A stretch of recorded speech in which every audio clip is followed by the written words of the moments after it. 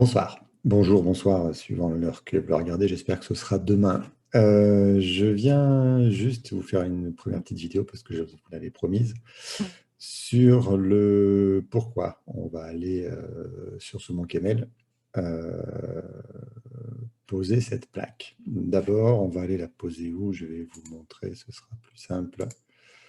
Voilà, on va aller la poser sur ce qui s'appelle l'ossuaire du mont Kemmel, c'est-à-dire le lieu où sont enterrés les ossements de, hop, si on grossit un peu, 5294 officiers, sous-officiers et soldats français inconnus, morts pour la patrie sur le sol de la Belgique. C'est-à-dire qu'au mois d'avril 1918, il y a eu ce qu'on appelle la bataille des Flandres, où l'armée française a prêté main forte à l'armée anglaise et belge qui s'était fait laminer, contre les Allemands qui tentaient d'envahir la France par le nord. C'était la dernière tentative pour la prise de la France. Et des soldats français sont partis se battre pendant plus d'un mois là-bas. Et il y a donc 5294 corps qu'on n'a pas pu reconnaître. Les seuls qu'on a pu reconnaître sont sur cette plaque-là. Est-ce que j'ai un détail de la plaque? Je ne sais plus. Je devrais... Oui. Et donc, il n'y a que 57 corps qui ont été identifiés. 57 corps. D'accord? 5294 non identifiés. Ça a été, comme vous en doutez, une belle bataille, si ça peut être beau. Et c'est donc sur cet ossuaire qu'il y a déjà une plaque pour un des régiments d'infanterie français qui a été posée, plus une autre qui est plus religieuse de mémoire. Ce sont des photos que j'ai faites l'année dernière. Et, et mon idée, c'est d'aller poser donc une plaque spécifique pour le 99e régiment d'infanterie auquel appartenait Léon, qui a combattu sur ce fameux mont Kemmel. On verra au fur et à mesure des vidéos, je vous le présenterai. Et pour, comme je vous l'ai dit dans le message, rendre hommage aux soldats qui ont combattu à ses côtés, qui lui ont permis, quelque part, d'être vivant et qu'on soit là aujourd'hui. Ce soir, c'est juste un petit peu de généalogie. Je pense que je ferai je ferai le registre matricule demain. Je vais faire plusieurs petites vidéos. Donc, je vais vous partager l'arbre généalogique. Comme ça. Hop. On retrouve donc là Léon Jules Joseph Sylvestre avec un I. C'est important parce que pour l'armée, il est nommé qu'un Y. C'est comme ça.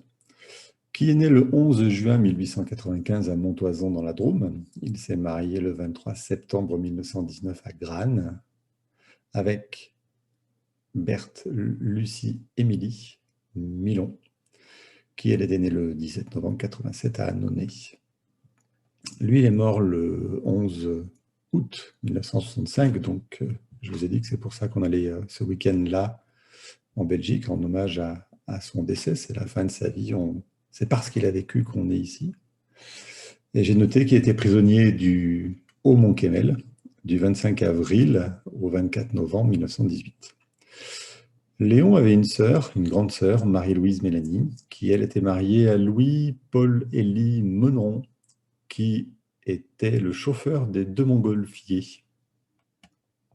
Vous savez, ceux qui ont inventé la montgolfière.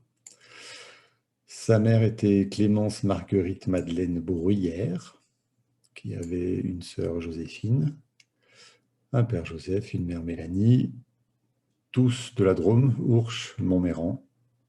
Et Joséphine épousera Jean-Jules, le même homme, son beau-frère, quand sa sœur Clémence mourra à 30 ans. Ou plutôt 3 ans après, mais c'est ce qui va se passer. Parce que oui, Léon et Marie ont perdu leurs parents. Clémence, en 97, elle avait 30 ans, donc Léon avait 2 ans, jour pour jour, presque à 6 jours près, 5 juin pour 11 juin. Et Marie, donc, avait 4 ans. Jean-Jules va se remarier à sa belle-sœur, ce qui est très habituel dans l'époque, puisque les enfants connaissent la belle-sœur, tout ce qui était mis en commun dans la famille reste dans la même famille. En quelque sorte, c'est plus pratique, et il se trouve aussi potentiellement qu'ils sont plus proches. En tout cas, il faut espérer qu'il y ait aussi de l'amour dans ce deuxième mariage. Mais Jean-Jules va mourir juste après, en 1901, juste après le mariage, qui est le 4 avril 1900. Il va mourir le 29 mars 1900, à 36 ans. Et donc laisser Léon à 6 ans et Marie-Louise à 8 ans, orphelins de père et de mère. J'ai cru comprendre sur le registre matricule, on le verra tout à l'heure, que c'est Louis Isaac, l'oncle Louis, qui va les prendre sous son aile. Donc Jean est d'une fratrie assez importante. Je vais réduire un peu pour qu'on y voit plus clair. Voilà. Jean-Jules, c'est le père de Léon Jules Joseph. Ouais, il n'y avait pas trop d'originalité. Jean-Jules est le fils de Jean-Jacques Sylvestre avec un I et de Mélanie Sylvestre avec un Y. Voilà. Elle était pourtant issue de Sylvestre avec des I, mais dans son acte de naissance et de mariage, elle est en Y. Les joyeusetés des archives. Je n'ai pas réussi à remonter jusqu'à leurs origines familiales pour déterminer s'ils étaient cousins et à quel degré, mais il y a quand même des chances. Donc, Jean-Jacques et Mélanie ont eu beaucoup d'enfants, 1, 2, 3, 4, 5, 6, 7, 8 ou 9, c'était jumeaux, 10, 11 enfants. 11 enfants dont un va être mort-né. Alors, un ou deux, je ne sais pas s'ils sont jumeaux, il faut que je vérifie ce détail-là. En commençant par 2 filles, donc, Marie-Louise et Aline. Et alors là, on est en 60. En 62, il y aura Paul. Puis, hop, en 64, Jean-Jules. Ensuite, Louis, Frédéric, Clémence, Henri, Le Mornay, Adrien. Ils étaient fils de Jean-Jacques et Mélanie. Jean-Jacques, lui-même fils de Victor Jacques, qui était marié à Marianne Jancel, c'est ça, la mère de Jean-Jacques, ça je sais. Mais il a aussi été marié à Elisabeth Didier. Tout ça, c'est dans le secteur de Vonavet-la-Rochette et Upi. Je n'ai pas encore réussi à trouver les détails parce que c'est avant la Révolution et on est sur des actes, des registres paroissiaux qui sont très difficilement compréhensibles et assez mal, enfin pas classés du tout d'ailleurs. Bref, c'était pour présenter l'ascendance de Léon Jules Joseph qui va se marier avec Berthe. Ce sont eux nos alors, parents, grands-parents, arrière-grands-parents, des fois arrière-arrière-grands-parents de tous ceux qui sont sur ce groupe WhatsApp. Et donc Léon et Berthe ont eu 5 enfants. Jean, Charles, qui est mort très jeune. Je ne sais pas où il est né, je ne sais pas où il est mort. Je cherche des renseignements là-dessus depuis des années sans les trouver. Là, on a André, tonton Dédé, qui est incapable de me dire où est-ce que c'est. Pour moi, c'est dans la période où il était à Bourg-les-Valences, mais je n'ai pas eu l'occasion de fouiller toutes les archives de Bourg-les-Valences pour l'instant. On a donc ensuite Henri, puis Robert, qui est le séminariste qui s'est noyé à 20 ans dans le Rhône. Donc 5 fils, dont 3 vivants, qui vont se marier, qui vont avoir des enfants. Et hop, les voici qui vont apparaître. Alors là, ils sont nombreux.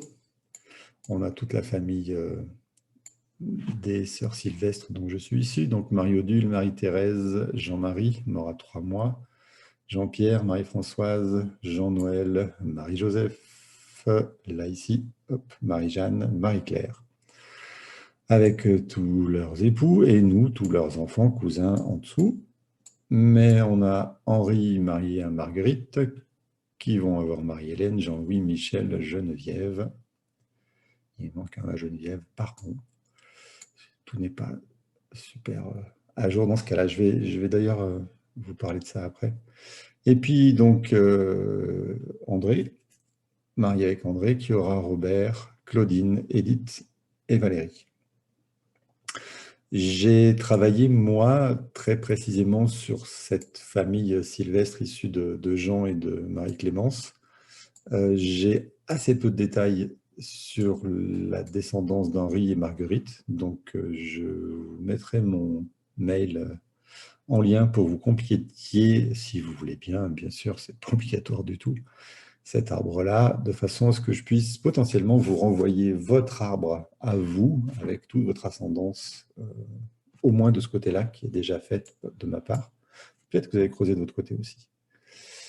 Et c'est valable aussi sur la famille de Dédé, bien que j'ai demandé pas mal de renseignements à Claudine, Edith et Valérie. Je devrais tout avoir de ce côté-là.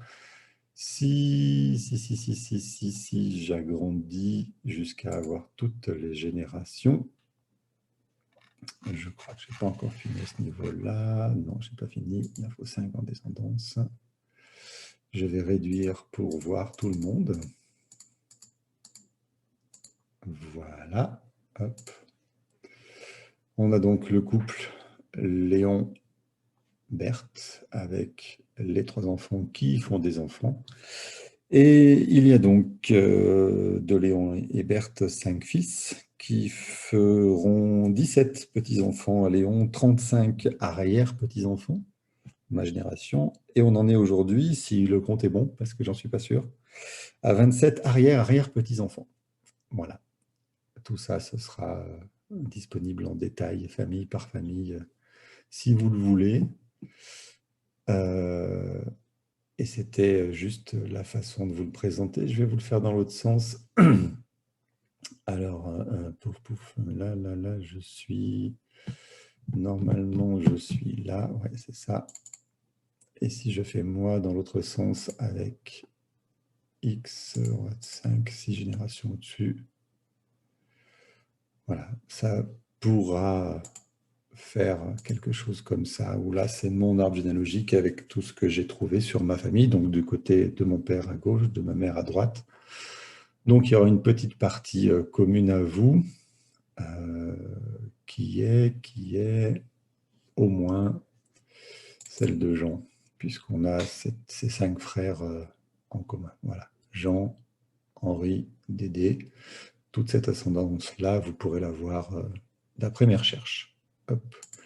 Ça fera ça et ça vous fera votre arbre de cette façon-là. Si ça vous intéresse, bien sûr. Quoi dire d'autre sur cet arbre? Oui, vous avez vu, je peux le manipuler, vous envoyer des PDF. Si vous m'envoyez vos renseignements, je vais les remplir. De toute façon, ce qui soit le plus à jour possible. C'est toujours sympa, si ça vous intéresse, bien sûr. Ça, c'est chez moi, sur mon ordinateur, c'est privé. J'ai une version en ligne sur Généanet, mais elles ne sont pas visibles les personnes qui ont moins de 100 ans, pour la protection des données, tout simplement. Mais vous pouvez retrouver cet arbre-là sur demande sur Généanet, relativement à jour. Je pense que je l'ai envoyé récemment.